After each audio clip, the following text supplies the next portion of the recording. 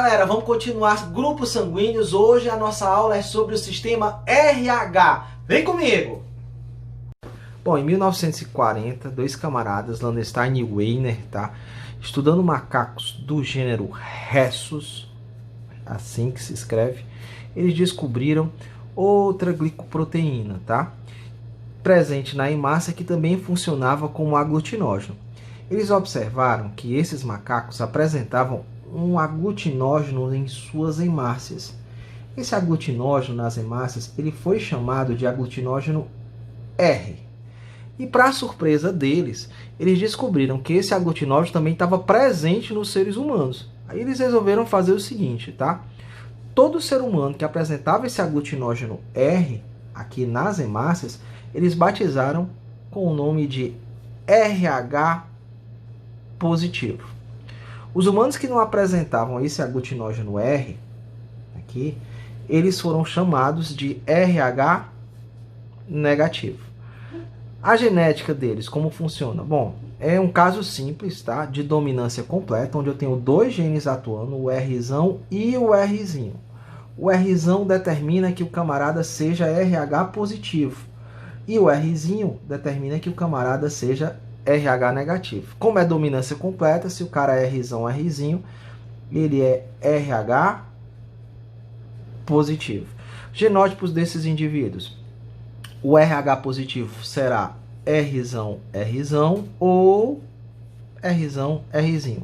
E o indivíduo RH negativo, ele sempre é Rzinho, Rzinho. Olha o segredo, tá?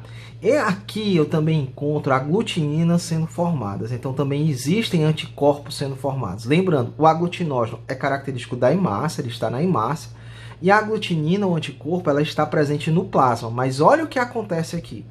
Aqui, pessoal, eu só consigo produzir a aglutinina se em algum momento da minha vida eu entrar em contato com esse aglutinógeno R.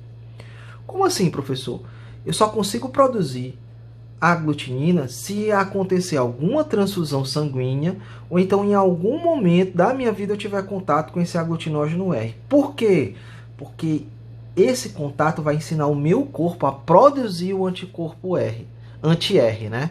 Normalmente, pessoal, eu não consigo fazer isso. Então, olha o que é que acontece, tá? Quem é que tem a capacidade de produzir o anticorpo anti-R? Quem interpretar que ele pode ser um invasor. Quem interpretar que ele é um estranho. Então, indivíduos do grupo sanguíneo RH positivo nunca interpretarão que ele é um invasor. Então, nunca eles vão ter a capacidade de produzir essa aglutinina ou anticorpo. Então, capacidade de produzir aglutinina ou anticorpo não tem. Mas os indivíduos que são RH negativo, já que eles não têm esse aglutinógeno R, eles têm a capacidade sim. E eles passam a produzir um anticorpo que nós vamos chamar de anticorpo anti-R. Pessoal, e de novo, isso vai acabar interferindo nas transfusões sanguíneas, tá? Nós vamos ver agora como é que acontecem essas transfusões sanguíneas. Bora lá! Então vamos lá, tá? Na transfusão sanguínea do sistema RH, tá? Para transfusões até meio litro. O que é que eu olho do doador? O aglutinogênio, o receptor, eu vejo a aglutinina. Então vamos ver o seguinte, tá? Camarada RH positivo. Ele é doador. Ele pode doar para um RH negativo? Vamos ver? O RH negativo é o receptor. Vou dar uma olhada aqui, tá? Então olha o que é que eu olho do doador. Na hora que eu vejo o doador, ele apresenta, pessoal, a nossa velha aglutinina. Nosso velho aglutinógeno, desculpa, tá? O aglutinógeno que ele apresenta, aglutinógeno R. O receptor, ele apresenta a velha aglutinina. Lembrando, ele pode apresentar ou não, né? Para ele apresentar, ele tem que ter sido sensibilizado. Como assim? Em algum momento da vida dele, ele tem que ter recebido um sangue RH positivo para aprender a produzir essa aglutinina, ou então ter tido algum contato com esse sangue RH negativo. Como é esse contato? Já já a gente vê, tá? Dá uma olhada aqui. Então, esse camarada aqui, a gente sempre considera que ele vai ter o nosso anticorpo anti-R. Não posso contar com a sorte, então sempre eu considero que ele teria essa capacidade de produzir o anticorpo anti-R. Pessoal, se essa doação acontecer, vamos lembrar o que acontece? Então, o que vai acontecer? Essa hemácia desse camarada, tá aqui, opa, vai reagir com a aglutinina do receptor. Na hora que reage, o que acontece é uma reação simples de aglutinação. Essa reação de aglutinação, ela causa uma precipitação dentro dos vasos sanguíneos, não posso esquecer. Esses precipitados formados, eles entopem microvasos, as células deixam de receber oxigênio e nutrientes, e o que acontece com elas? Elas morrem, como morrem células, morrem tecidos, morrem órgãos, e eu vou morrer junto. Então, um RH positivo pode doar para um RH negativo? Nunca, nunca. Lembrando, o que eu tenho que evitar é que o R, nesse caso, encontre o anti-R. Agora, se a transfusão for maior, vamos lá? Se for uma transfusão maior, por exemplo, se for um RH maior do que 500 ml, né? Um RH negativo, ele é o doador. Agora ele vai querer doar para um RH positivo. O RH positivo, ele é o receptor. Para transfusões acima de 500 ml, eu vejo o quê? Eu vejo as duas coisas do doador. Então, o que é que o doador tem? Vamos lá. O doador tem aglutinógeno? Não tem. Opa, e tem aglutinina? Aí sim, ele tem a capacidade de ter aglutinina anti-R. Olha para o receptor. O que é que eu olho para o receptor? O receptor tem o quê? O que é que eu olharia? Bom, se fosse até 500 ml, eu olharia apenas a aglutinina dele. Aí a aglutinina, ele não tem aglutinina. Opa, se fosse até 500 ml, não tinha problema nenhum.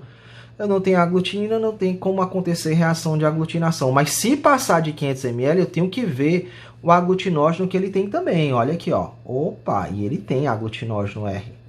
E aí, olha o que acontece, ó. Para transfusões até meio litro, essa transfusão negativo poderia dar para positivo. Mas passou de meio litro, olha o problema que eu vou ter. É que o RH negativo também produz o anticorpo anti-R. E aí, pessoal? Aí, ó, eu vou ter que analisar as duas situações. O aglutinógeno do negativo não existe, a aglutinina do positivo não existe. Então, poderia acontecer. Mas o RH negativo tem a capacidade de produzir um anticorpo anti-R, e o RH positivo tem o aglutinógeno R. Se por um acaso essa transfusão acontece, o que é que eu tenho? Reação de aglutinação, e nessa reação de aglutinação eu formo cristais dentro do vaso sanguíneo, né? Precipito dentro do vaso sanguíneo, entupo o vaso sanguíneo, não chega oxigênio, não chega nutriente às minhas células, morre célula, morre tecido, morre órgão e eu posso morrer junto. Em resumo, para transfusões acima de 500 ml, a gente pede para que aconteça o seguinte: RH positivo dê para RH positivo e RH negativo dê para RH negativo. Essa é que é a situação acima de 500 ml. Mas aí você me pergunta, professor, e até 500 ml, como seria? Bom, até 500 ml, aí a gente permite que aconteça isso aqui, tá? Ó, o RH negativo, ele dá para quem? Ele doa para o RH negativo, e o RH negativo pode dar para o RH positivo. Esse RH positivo pode dar para quem? Pode dar para outro RH positivo. Presta bem atenção, tá? Olha o que a gente vai tirar disso aqui, ó. O RH positivo aqui, ele recebe de todo mundo, tá? Ele recebe tanto do negativo quanto do positivo. Então, ó, o RH positivo, ele é o receptor universal. Oh, beleza. Olha aí, galera. E o RH negativo? O RH negativo, ele dá para todos. Ele dá tanto para o negativo quanto para o positivo.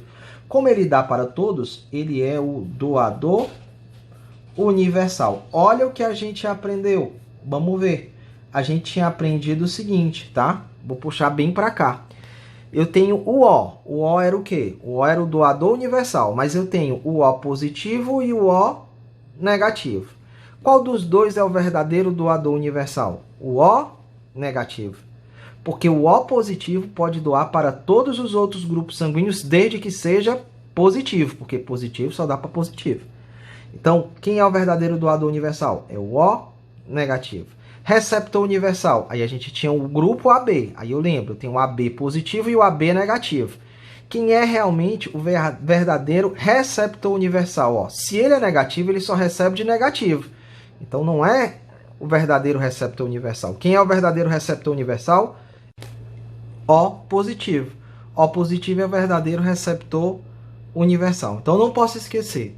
O negativo vai ser o verdadeiro doador universal e O positivo o verdadeiro receptor universal. Então nós vamos fazer o seguinte, galera. Nós vamos dar uma olhada agora como eu faço para identificar as pessoas que têm esses grupos sanguíneos, tá? Então vamos lá. Galera, vamos encerrar essa aula por aqui hoje, mas não perde a continuação. Tchau, tchau, galera!